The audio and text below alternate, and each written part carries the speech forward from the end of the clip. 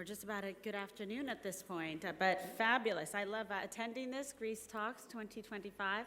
Wonderful and lovely to see so many familiar faces and new friends in the audience today and those watching at home digitally. Good morning, Prime Minister. Really enjoyed your conversation, very thoughtful and provocative.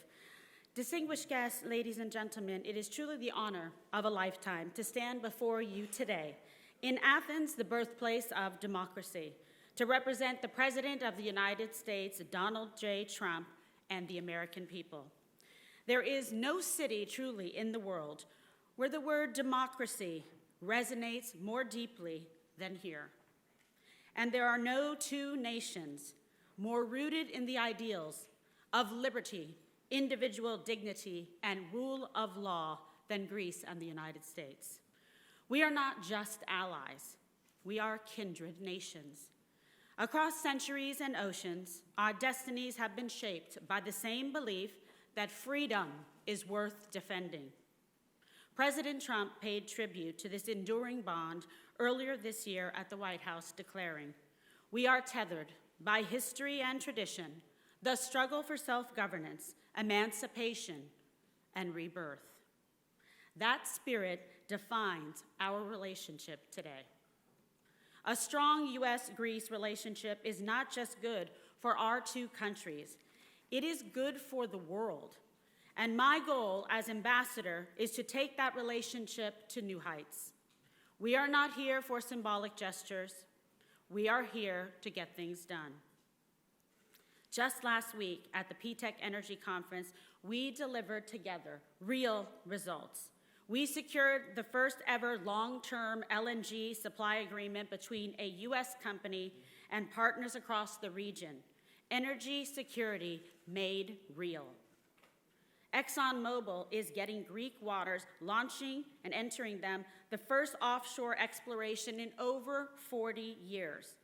And major Greek shipping companies committed to buy U.S.-built LNG carriers and increase their use of U.S. shipyards for repair and maintenance of their current fleets, strengthening the transatlantic industry in real terms. We also signed a landmark declaration on economic security, laying the foundation for trusted supply chains, AI systems aligned with our shared democratic values, and protections for our critical technologies and infrastructure. These are the kind of deals that shape history, not just make headlines. But our cooperation does not stop at energy and trade. It extends to law enforcement, defense, education, and people-to-people ties that make this alliance unshakable. It's about supporting the millions of Americans and Greeks who travel between both nations each year, enriching our cultures and supporting our economies. We will stand together to protect freedom of speech, freedom of religion, and the rights of all citizens. Because at the heart of our alliance is a shared belief that democracy is not an idea of the past, but the engine of our collective future. That strong sovereign nations working together can face any challenge and seize any opportunity. The work ahead is bold, and so is my commitment. To every leader in this room, Greek and American, thank you for your partnership. We have so much to do. Let's get down to business together with shared strength, unity, and purpose. Thank you.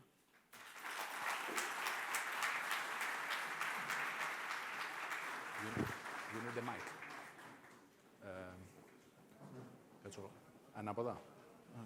Ambassador, I think. Okay, I'll sit here. Όπως θέλω, κανένα πρόβλημα.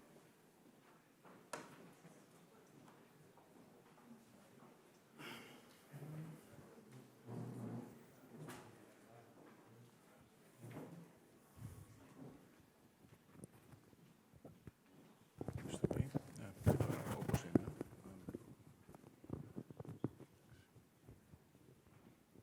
Τώρα, ό,τι σώσουμε τώρα, θα δούμε. Εντάξει, οκ. Ζω. Μου κάνετε μια χάρη. Να σας ζητήσω μια χάρη. βάλω το tape λίγο, γιατί τώρα είναι άχρηστο.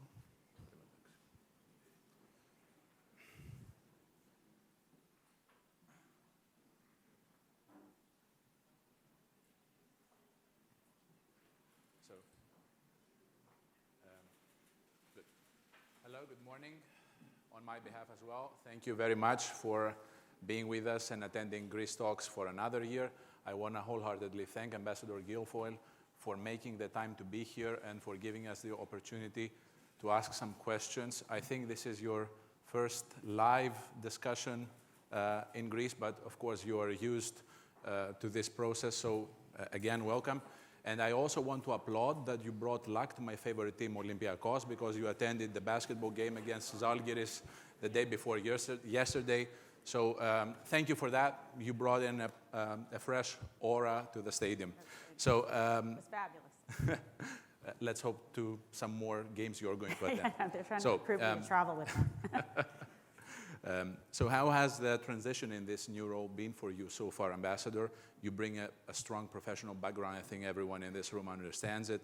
How do you hope to draw on that experience to strengthen ties between Greece and the U.S.? Okay, thank you for the question. And yes, it's been quite a remarkable journey, just even from the inception when I arrived in Athens, and with a matter of hours, I went and attended the Marine Ball, which was incredible, and I wanted to be there for our Marines that sacrifice and protect us around the world, celebrating the 250-year anniversary, which is a wonderful thing, and we're very proud of our U.S. Marines.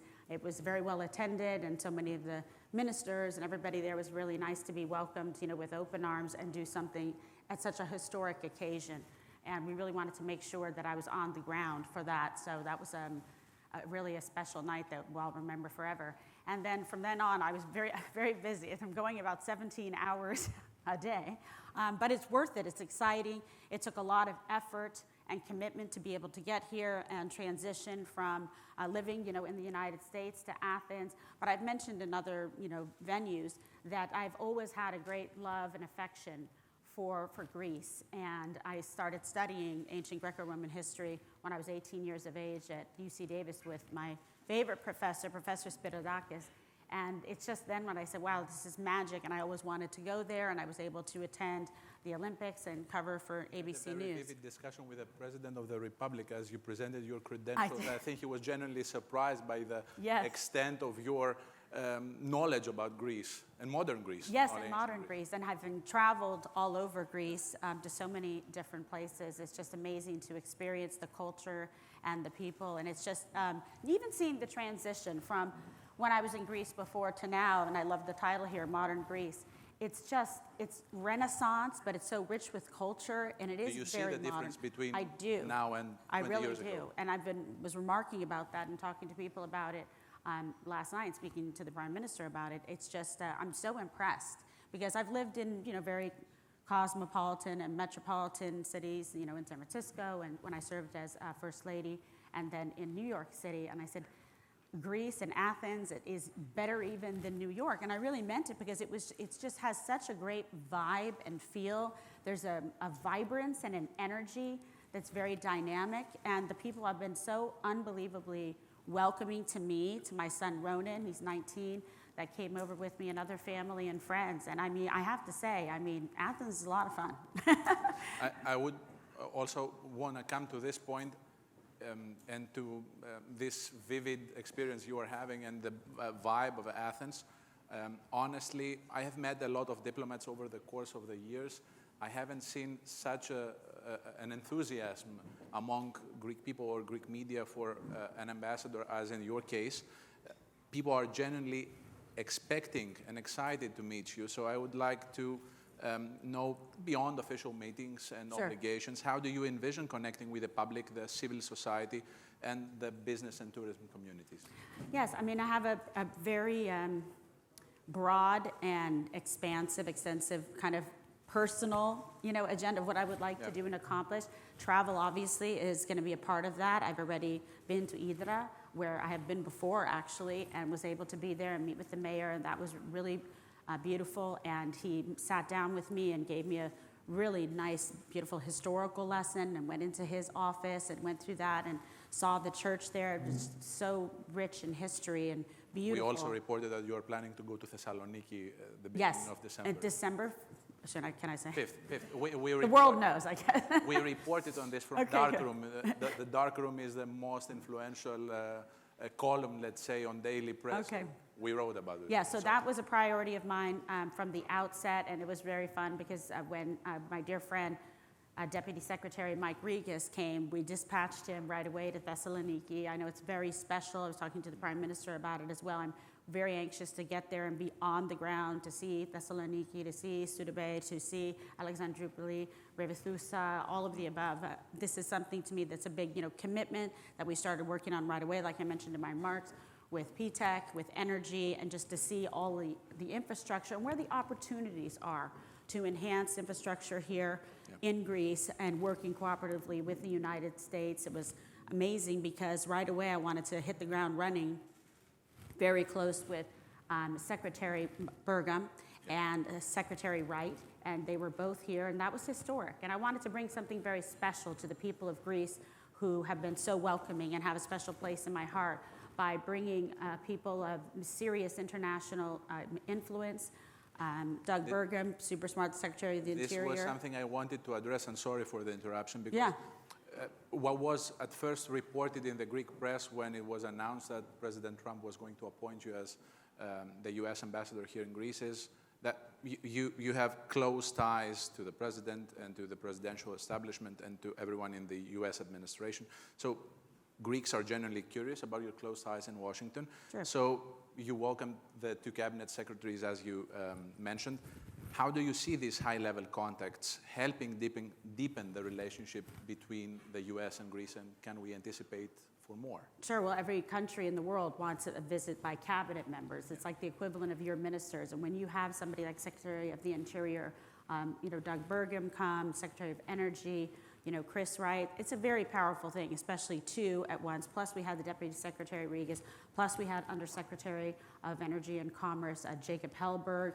We had from the Energy Dominance Around Council 80 as officials, well. I was told. Yes, so that's a record in Greece ever. The highest number of United States government officials here. It's a big number. So to be able to do that and just coalesce all these different, synergies together and have them come. And I said, hey, you've got to come. I made him come the first time, even though I wasn't here. Why? Because it was good for Greece. So even though I hadn't arrived yet, Secretary Burgum came, and then I told him, well, you got to come back again. Now that I'm here, and then Secretary Regas as well, we changed his schedule. So that's why we were able to get these outcomes, not just symbolic gestures, actually signing partnership deals, working with other countries like Romania and Ukraine and Cyprus, and really focusing on the vertical corridor, making sure that Greece is energy dominance with the assistance of its bilateral partner, the United States of America. That is a strong and powerful combination that will yield dividends and results for years to come, and we're just getting started. I haven't even been here 2 weeks. I want to go into detail. Fasten your seatbelt. Okay. Yeah. This is positive. No, that's positive. So I want to talk energy cooperation because it has been evident from the very first time you took the stage here in Athens that energy cooperation and the big energy projects that are here in the region sit at the heart of our partnership, the US-Greek partnership. So given Greece's strategic position and the ambitions, I would say, in energy security and transition and in this new equation in the region, where do you see the next wave of collaboration, especially projects that create jobs, resilience, and at the very end, economic growth? Yeah, we're looking at a number of opportunities in infrastructure with American companies, coming in and helping to expand the ports, expand output, to also kind of push against some of the production that's coming out of the port of Piraeus.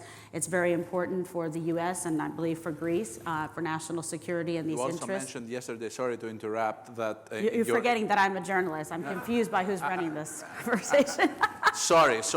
When talking to diplomats, they are genuinely... they don't like it when they're interrupted, sorry. And I don't mean to be rude, but you said yesterday in your antenna interview that it was a strategic mistake that the port of Piraeus was granted to COSCO 15 years ago. Well, I mean, I don't know. In terms of, my view and the President of the United States' view of national security, what's in the best interest of U.S. and what's in the best interest of Greece and regional stability is to push back against Russian and Chinese influence. Now, your Prime Minister laid the case out very well in the Wall Street Journal article a couple months back. This was a time of a little bit of economic struggle, for Greece, and there was only one bidder. I'm sure many of you in the room are familiar with what transpired. But it doesn't mean we have to sit well with it, and it doesn't mean we can't explore other options as to perhaps other buyers, and also, like I said, offsetting output from the Port of Piraeus by increasing output in other areas with opportunities. So that's something that I'm working on right now, looking at different opportunities to be able to do that. But the point is, in terms of having Greece, and this is the President and I have discussed, and the other administration officials, having Greece be an energy hub in the Eastern Mediterranean, being that source, and the Prime Minister has supported it, and Stavros Papastavru, who I worked very closely with on it as well. This is going back 10 months. I didn't just show up in heels in Athens and go, hey. I came up with results, showed up here with ideas, with commitments, with American companies that came here to do business. I think that Greece is one of the most important and strategic allies that the United States has. And believe me, I know what I'm talking about. Greece has been steadfast. Greece has exceeded expectations at every time that we have needed, including with the conflict with Israel and Gaza, and allowing and helping to evacuate American citizens and really expediting. Our embassy was absolutely fantastic. Many of them are here today. They've done an extraordinary job in expediting visas, et cetera, to be able to get American citizens to safety is something very important to the President. He worked very hard on working on that peace accord and to get the Israeli hostages out. To also highlight the first week, we made sure at the inception that we did a 3+1 conference with our allies in Israel, in energy, and Cyprus, and Greece, and the United States, and it was very successful, and with 2 cabinet officials as well participating, and that was something that was very historic. I presume that the 3+1 format is here to stay, if my information is correct, that it's going to be repeated in the first semester of 2026 in Washington. That is correct. So we'll be going to Washington. It's something we discussed in our last meeting with the secretaries. They'll both be attending that as well. All right. So we wanted to not just have a 3+1 for show. Do you understand? This is a very specific thing that we did as it relates to energy. We are following up on it in the first quarter of next year, so very shortly, in DC, and so we're planning on doing this meeting regularly. And this was something that I was personally very interested in doing.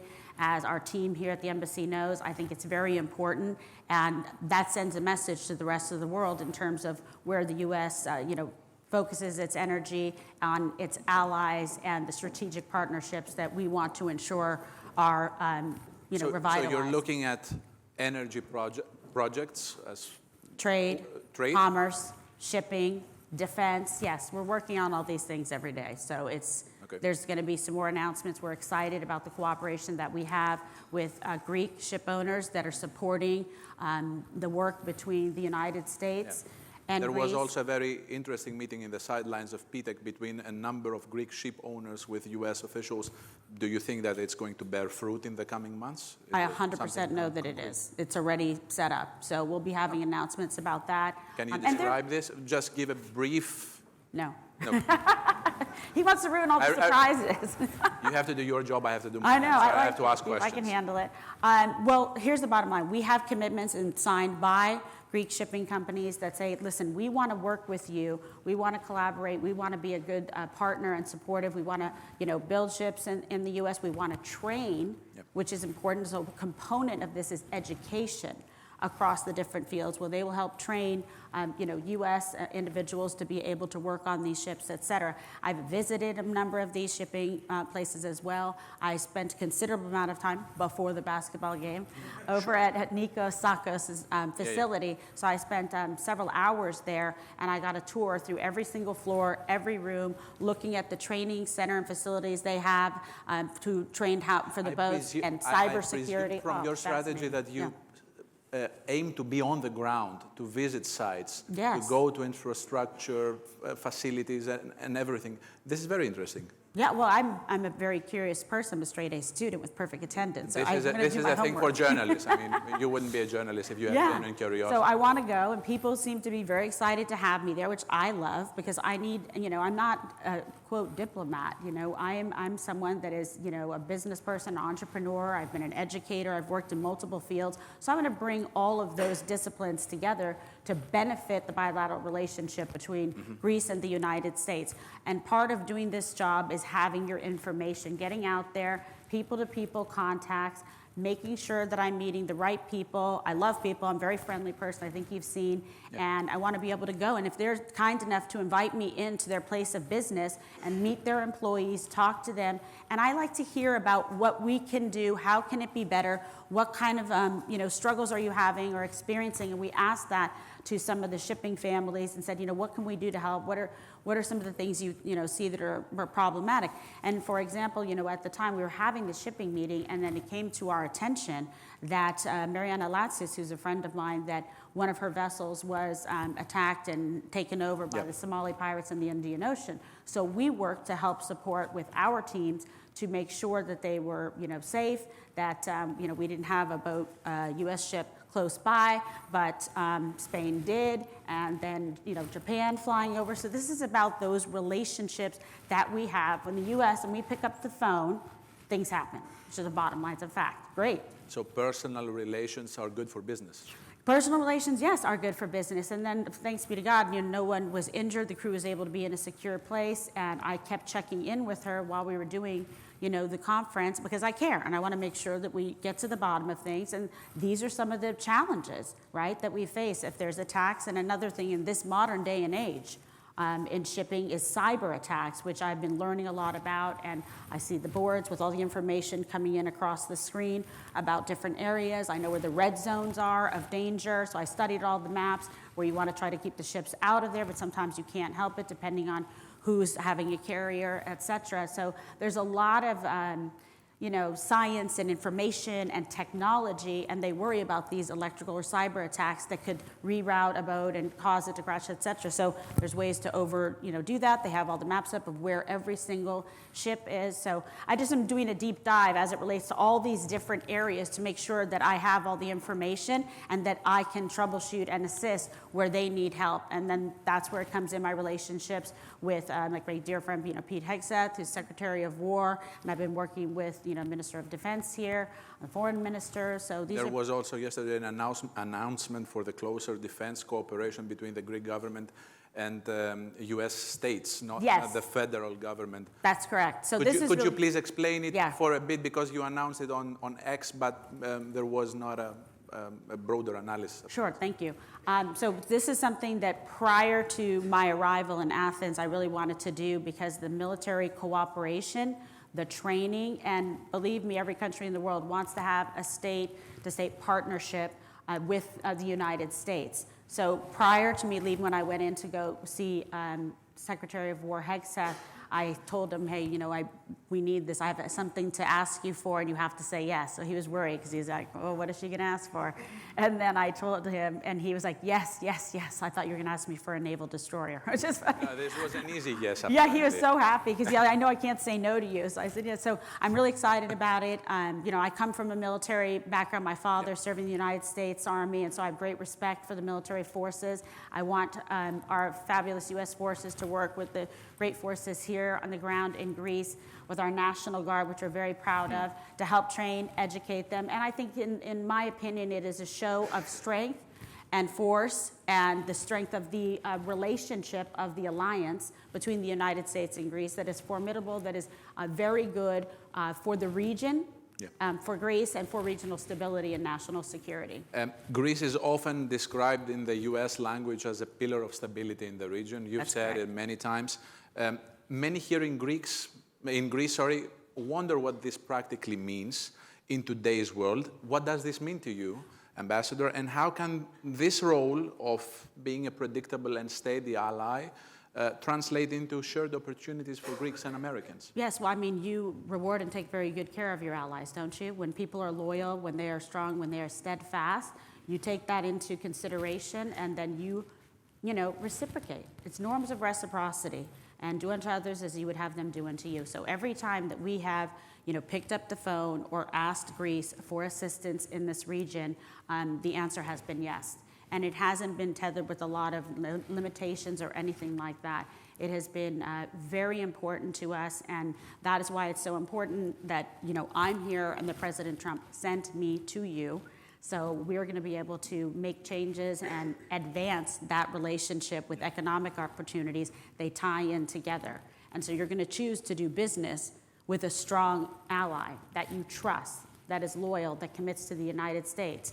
And Greece in particular has agreed to increase up to 5% GDP for NATO spending. We pay attention to these things. We have the list, we see, and despite the fact that some may describe Greece isn't the largest country, what has Greece done, given its geopolitical significance, given its citizens and the relationship with the United States? They have been extremely, helpful and, generous and really just honoring the commitments. That's a big deal. In terms of defense cooperation, I cannot recall of a time after 2019 where the Mutual Defense Cooperation Agreement was renewed, that the defense cooperation between the two countries was closer. And I think, I was wondering practically whether this matters for the US administration. Because we always, there's always this talk here in Greece that we give too much, that we are a predictable ally, but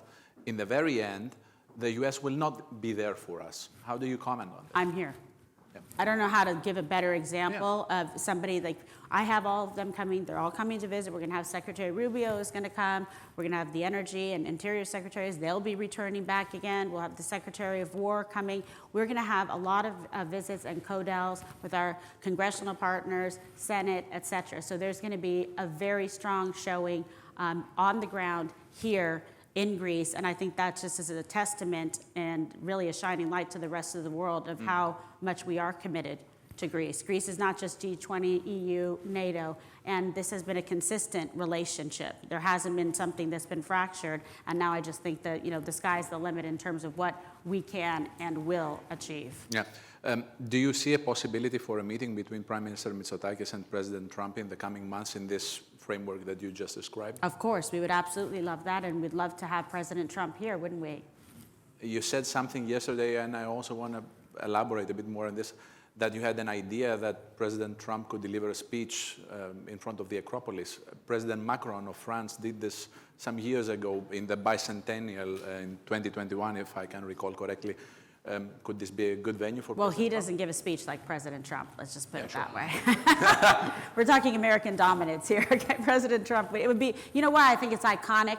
I, like the Prime Minister, am a student of history, and I just think it would be just an incredible, just something that would be so memorable that the people of Greece would love. And I know that the people of Greece would give the President of the United States, who's my dear friend for over 20 years, an incredibly warm welcome, and I know he would be thrilled to be here. His schedule is unbelievable. He'll be on a plane for like 17 hours and he's awake, and he expects you to be awake and talk to him too. So when people say, how do you keep this pace and what do you do? It's like, it's infused, and so campaigning. Some people are fueled by yes, by and the working with him for so many yeah. years. It's just that we keep pace with one another. I've done thousands and thousands of events with him. I was his national finance chairman, his senior advisor, just, roles of a lifetime. And those incredible experiences have really shaped, who I am and my skill set and now ability to serve as, the first female U.S. ambassador to Greece. This is a fact. So we have to wrap up in a minute and a half. Oh, I thought you said Greeks take things and spend their time. He told me, he's like, okay, so this is how it is in Greece. You are the U.S. ambassador. I mean, your flow is impeccable. I mean, you also, so I had prepared like 6 or 7 questions. I had to add 10 more. Sorry to the embassy staff for all the fuss, but just to lighten the mood. Yes. You said you are going to travel a lot. Thessaloniki is one destination. Do you have any favorite Greek food, or do you stick to the US menu? No, I absolutely love Greek food. It's fantastic. And we have a great chef at the Chief of Mission residence And it's just been a wonderful experience. So he's preparing Greek Every day. Greek meals. Although we did do, one day we did Taco Tuesday, just to do like American throwback. And he can even cook tacos. I was like, this is unbelievable. And he works at the U.S. residence. I mean, Yes. He wouldn't cook tacos, I mean. I don't know. And we love Taco Tuesday. That's one of the fun things that President Trump used to do too at Trump Towers at Taco Tuesday. So it was fun. It was kind of a cute. Last but not personal least, touch. any Greek words? Any Greek words? I'm trying to learn them. I went to that basketball game and I only learned like some bad words. Okay. Let's not get to this. Yeah. I was like, look at, they're singing so beautiful and they're in amazing harmony. And I sit owners. in the same chairs and I used to swear a lot. Were you in that No, section? I wasn't there. Oh. I skipped this one. Sorry. Okay. And I asked the owners, and I was sitting between the two brothers, right? And I was like, this is amazing. I mean, look they have not stopped. They did it the entire time. We've never seen anything like that. And I love sports. I love basketball. We've got a half court at my house. And he said, well, they are saying some bad words, but some good things also. They are positive for the team, but expressed in a problematic manner. Yeah. Okay, so except I'm going to go to all these. I want to go to the basketball. I want to go to football, what we call soccer. I've played sports my whole life. Okay. Played on an all-boys, what we call soccer team, starting when I was in the second grade, made the team, so that was fun. So I mean, really want to be part of the cultural experience as well, because then you really understand the people, and I think it's a really nice way to show respect. You know Kalimera, Kalispera, apparently? Yes. Something more? Well, no, I'm not going to get into this. Sorry. Thank you very much for being here and taking the time. I hope that your tenure here will be successful. Thank you. And let's all fasten our seatbelts, ladies and gentlemen. Thank you very much for your attention. Thank you for having me. Thank you, Ambassador.